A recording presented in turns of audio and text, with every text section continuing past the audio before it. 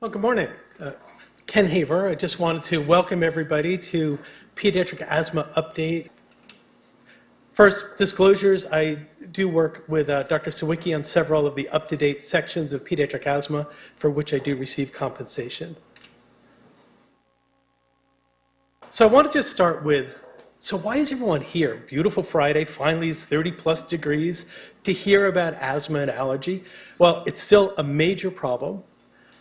Asthma in the United States, as it is around the world at this point, is still not well controlled. It's a major cause for children to be admitted to the hospital, generates a lot of expense, a lot of clinic visits, emergency department visits, and hospitalizations. We think we're getting very good at physical examination, but there are lots of limitations still. And then I just want to briefly touch on some of the new things in asthma therapy. So the definition. Asthma in children is a clinical diagnosis. It's based on recognizing characteristic pattern of episodic symptoms in the absence of an alternative explanation.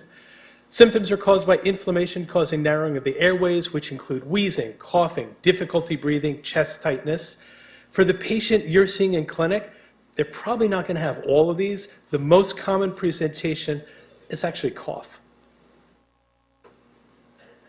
And the numbers are really quite large. In Massachusetts, hopefully things stay as they are with the support for education. Classes are not going to get much bigger than 30 kids in a classroom.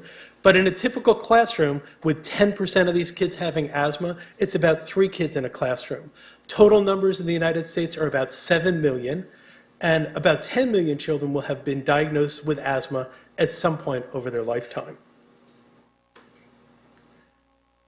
So the 7 million is the number in general, but there are disparities among children in the United States as well as elsewhere. But specifically in the United States, the asthma burden falls disproportionately on non-Hispanic blacks, American Indian, Alaska Natives, and some Hispanics. And there's great variability in the population of Hispanics, which I'll show you here. So if overall the numbers are about 10%, and you can see there's some variation between the groups.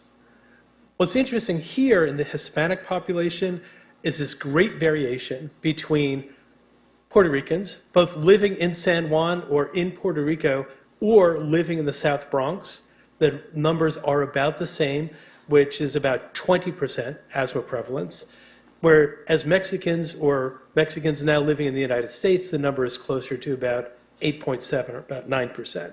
So a little bit less than the average in the United States. So why?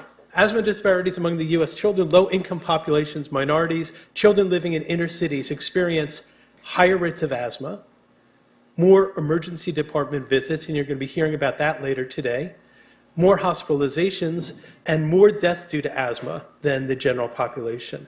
Now the deaths for children, that number is still very small, about 180 deaths per year, but as I think as pediatricians and pediatric providers, we'd argue that that number should be 0.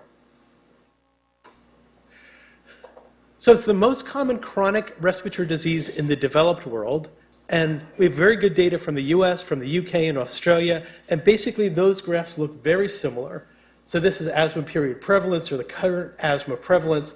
These numbers, it's not only had gone through a long period of increase, but at this point, it looks like it's plateaued, at least in the US, UK, and Australia.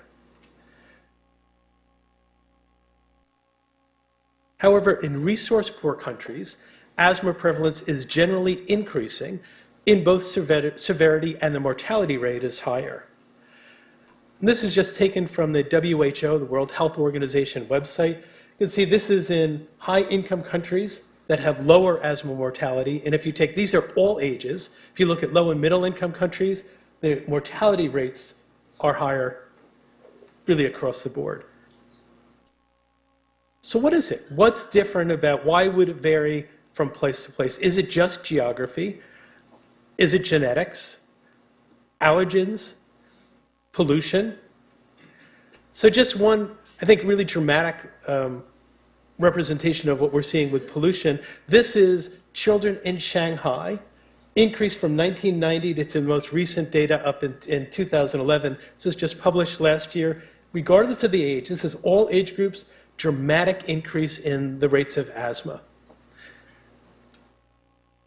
At the same time, there's this dramatic increase in particularly coal consumption, and this is coal consumed by the rest of the world, here at 4.3 billion short tons. This is coal consumed in China. You can see it's rapidly catching up to really the rest of the world. And this is coal production in China. Recently, there have been as many as one site being opened up, one coal production site being opened up per week in some parts of China. So, is it geography, genetics, allergens, pollution? Maybe it's poverty, variability in making the diagnosis, or accessibility to medical care. But I suspect it's going to be some combination, either all of the above or some combination. So when I said that asthma in the United States is not well controlled, if you look at the office visits, 6.7 million office visits, nearly 4 million exacerbations, 640,000 emergency department visits, lots of hospitalizations, and it remains in the top third of causes for hospitalization throughout the United States. And again, I talked about the deaths.